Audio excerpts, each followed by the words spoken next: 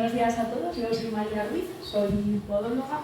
estoy doctorando aquí en la facultad como todos los compañeros y mi tesis está centrada en el ámbito de la radiomecánica.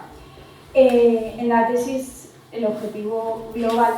es valorar la efectividad del tratamiento ortopodológico mediante plantillas y cosas nuestras de los podólogos en los procesos de metatarsalgia. Entonces os voy a presentar parte de los resultados que ya tenemos,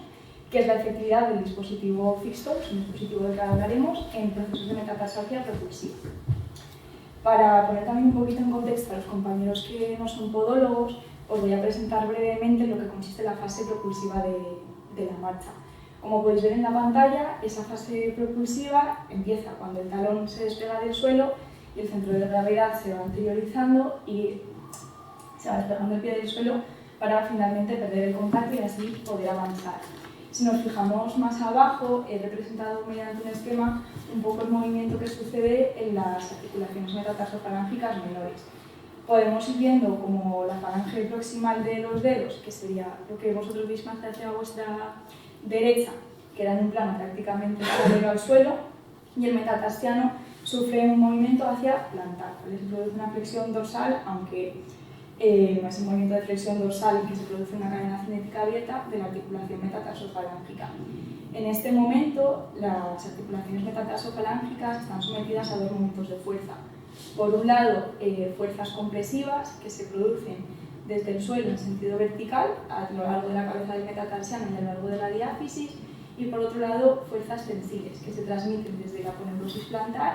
a través de la estructura que veis representada en color verde, que es la placa plantar. Esta placa plantar, que aquí veis una imagen de un corte anatómico, es una estructura fibrocartilaginosa cuya principal función es de estabilización de las articulaciones metatarsofalángicas. Se extiende desde proximal de la inserción distal de la fascia plantar hasta distalmente la base de la falange proximal. Aparte de esta función de estabilización, de tracción de la falange para impedir la luxación articular, también cumple una función de deslizamiento similar a la que harían los meniscos, por ejemplo, en la articulación de la rodilla. Como podéis ver en la imagen, que también está más hacia vuestra derecha, la relación anatómica con la fascia plantar es muy estrecha, por lo cual también participa en cierto modo cuando se activa el mecanismo de Windass, que es el mecanismo por el cual se transmiten estas fuerzas tensiles. Bien, durante esta fase propulsiva de la marcha, cuando por diferentes motivos, diferentes alteraciones biomecánicas, esta placa plantar se va sobrecargando, lo que se produce es una inflamación de la misma que puede dar lugar a la distensión o incluso a la ruptura parcial de ella, dando lugar a un proceso de sinusitis articular. Este proceso de sinusitis articular de las articulaciones metatarsofalángicas menores, en la literatura vemos que los diferentes autores se refieren a ello con diferentes nombres. El más común es metatarsalgia propulsiva, metatarsalgia de tercer roque o síndrome de predislocación, ya que prácticamente todos los dolores metatarsales que se dan durante esta fase propulsiva de la marcha están asociados a esta patología. Como podéis ver, aquí os presento los diferentes estadios por los que puede pasar este síndrome de predislocación. Son varias características clínicas las más representativas, ya que se pierde la capacidad estabilizadora de la articulación de la placa plantar y de los ligamentos que también estabilizan la articulación. Se va a producir una desviación de las articulaciones metatarsofalángicas menores, sobre todo del segundo y del tercer dedo, que va a ser tanto en el plano sagital, dando lugar a dedos en garra, como en el plano transverso. Y ahí lo que vemos es una apertura, una separación de esos dedos, que ya veis que va evolucionando hasta llegar en los estados finales a un proceso de luxación articular. Además, durante la exploración clínica, el examinador tiene la posibilidad, dependiendo de cuál sea el grado de daño en la placa plantar, de luxar la articulación. Digamos que es una articulación inestable y que por tanto no es tan funcional.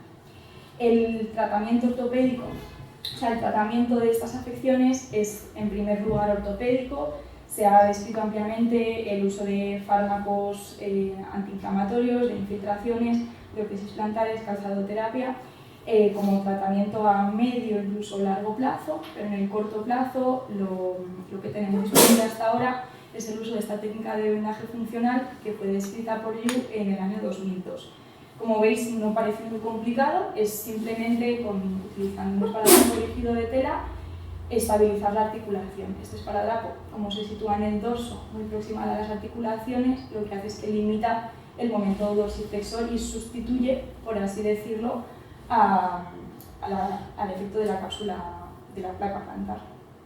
Recientemente se ha desarrollado un dispositivo que, de hecho, se ve en la imagen en cuanto a la colocación, etcétera, es bastante similar. La única diferencia, así a priori visualmente, es que mientras el esparadrapo se fija con un adhesivo, obviamente, a la piel, este se adhiere al pie y se sujeta con un sistema de velcros, y que además este dispositivo incorpora una almohadilla metatarsal de un material blando que nos puede proporcionar amortiguación. Hasta el momento, según nuestro conocimiento, no hay efectividad del uso de este dispositivo en condiciones patológicas, en pacientes con metatarsalia propulsiva, pero sí llevamos a cabo un estudio preliminar en el que en individuos sanos se pudo observar la reducción de presiones plantares con el uso del dispositivo con respecto a la presión plantar que presentaban en la cabeza del segundo metatarsiano, descalzos y con el vendaje encorbatado. Entonces, con estas bases llegamos a elaborar nuestro proyecto de tesis. El proyecto de tesis y los resultados que os voy a presentar ahora son un ensayo clínico aleatorizado, en el que el objetivo, aparte de otros objetivos luego secundarios, es ver la eficacia de este tratamiento. Los criterios de inclusión y de exclusión no me voy a detener en ellos, básicamente se incluyeron a pacientes con metatarsalgia propulsiva y se excluyeron a aquellos pacientes que podían tener otra condición que alterase por su percepción del dolor o que implicase una deformidad en el pie.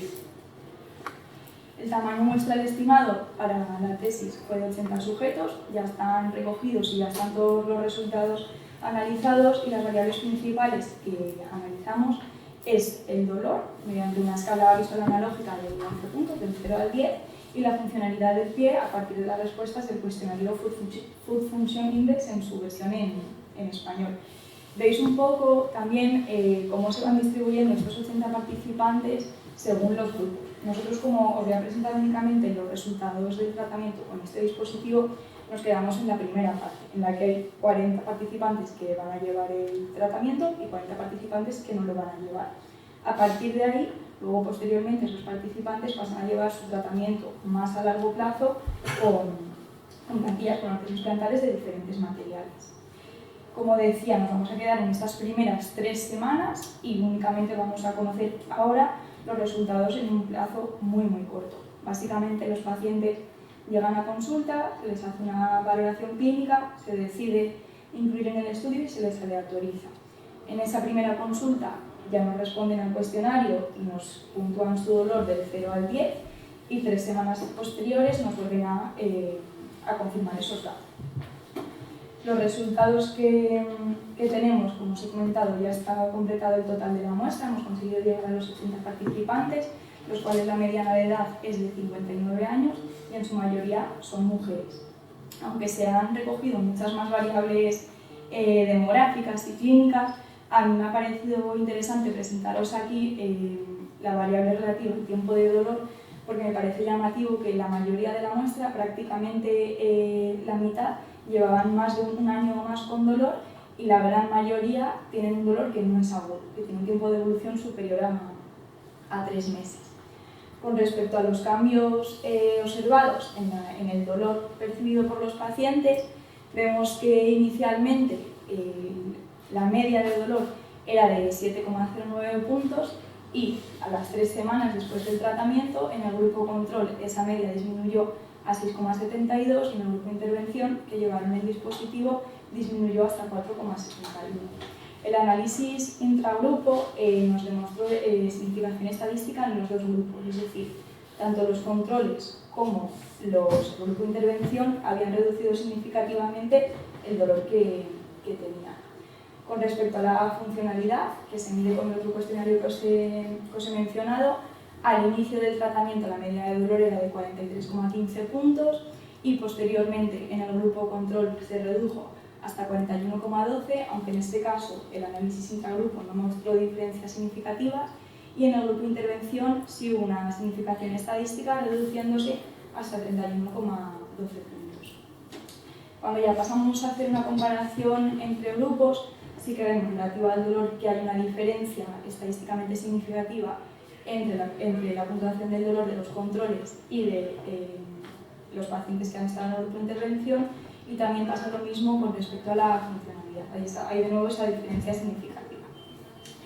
Lo cual quiere decir que el uso continuado de este dispositivo durante 3 semanas nos permite obtener una mejoría clínica. Como os he mencionado, hay cambios y hay una reducción estadística también en el grupo control. Nuestra percepción como investigadores y como siendo también las personas que han evaluado a estas personas y que le han dado las instrucciones para las instrucciones acerca de su tratamiento, de qué proceso se va a seguir, etc., es que esta reducción puede ser, aparte de pues bueno, por el efecto placebo que pueda tener el ya sentir que te están prestando atención, que van a hacer caso a tu patología, que te incluyen en un ensayo clínico, etc., es que es inevitable en cierto modo durante la consulta dar ciertas recomendaciones acerca de medidas analgésicas, calzado a llevar, etc., aunque esas personas no lleven el dispositivo. Pero bueno, en cualquier caso no creemos que esto suponga un sesgo para los resultados, ya que estas recomendaciones se hacen por igual a los dos grupos. Además, mencionar que, bueno, como os he comentado, este es de momento, hasta donde nosotros conocemos, el primer estudio, el primer ensayo clínico que evidencia el uso de este dispositivo en pacientes patológicos, y parece que nos está dando buenos resultados, por lo cual se abre su aplicabilidad clínica ya basándonos en unos resultados más consistentes que no el empirismo que ya hemos comentado que muchas veces ha existido, existe en la podología. Mencionar también que bajo nuestro punto de vista es necesaria la continuación de esta línea de investigación, analizando su influencia sobre otras variables que normalmente se recogen en la literatura como variables con las que medir la efectividad, la eficacia de estos tratamientos, como podrían ser otras variables clínicas o las presiones plantares. En este caso, no se ha hecho un análisis de presiones plantares, ni se ha mostrado aquí, ni se ha contemplado dentro del proyecto de tesis, por lo que comentaba el doctor Lázaro esta mañana, porque muchas veces, como luego este estudio sigue con un tratamiento mediante tesis plantares, mediante plantillas, muchas veces para poder poner esos resultados nos solicitan que se midan las presiones plantares dentro del calzado, y actualmente no disponemos de esas plantillas instrumentadas para poder llevar a cabo las mediciones, y porque bueno, nos ha parecido que como primera línea estos dos cuestionarios son válidos y ya nos pueden dar una información que nos sea útil. Podemos concluir, por tanto, que aquellos pacientes que utilizaron el dispositivo Stow obtuvieron una mayor mejoría en cuanto al dolor y a la funcionalidad del pie que aquellos pacientes que no lo utilizaron durante estas 3 semanas, y que el uso continuado permite obtener una mejoría clínica en pacientes de metatarsalgia propulsiva secundaria a un síndrome de dislocación. Y esto sería todo.